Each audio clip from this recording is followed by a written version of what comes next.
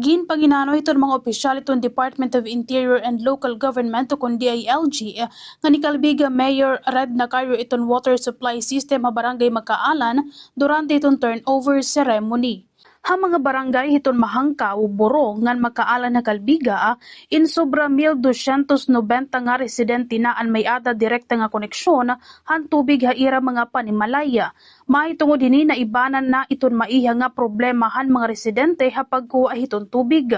Diri nagihapon kinanglan lumaumhan mga pamilya haharayo nga ginkukuhaan hinihin tubig sanglit mas maupay nagihapon iton panlawas kalimpyungan pan adlaw-adlaw nga panginabuhi ihan komunidad.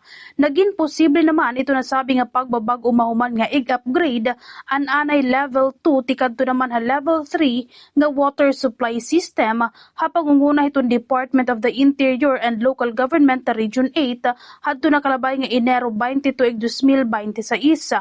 Nasabi nga proyekto in may ada naman pondo nga 13.33 million ka pesos tikang ha government support fund. Kaupod gihapon ang mga natuman ang pagbubutang hin 1,600 ka metros nga linya hiton tubo, pagtitindugin pasilidad para iton water treatment ngan opisina, ngan pagdugang hin 430 nga koneksyon han tubig para ha mga kabalayana. Sumala kan DILG Eastern Visayas Regional Director Arnel Agabe, sobra pa ha simple nga pagtutukod hin infrastruktura ang nasabi nga proyekto. Usa gihapon ini nga pamumuhunan ha panlawas han mga residente ngan pamatuod hiton patapod han gobyerno ha participatory budgeting ngan pakikipagbinuligay ha mga organisasyon han civil society.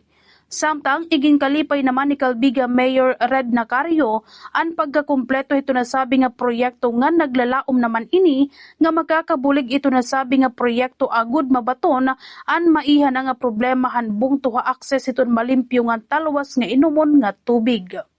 Ginsusuportahan ito nasabi nga proyekto iton panuyuhan nasyonal nga panggobyernuhan nga pakusgon iton mga pangunahon nga serbisyo pinaagi iton open government partnership kalakip iton inisyatiba sugod iton local government support fund, support and assistance fund to participatory budgeting agud masigurado iton akses sa talwas nga tubig, mapaupay iton sanitasyon ngan maundang na iton open defecation na pag-abot iton tuig 2030.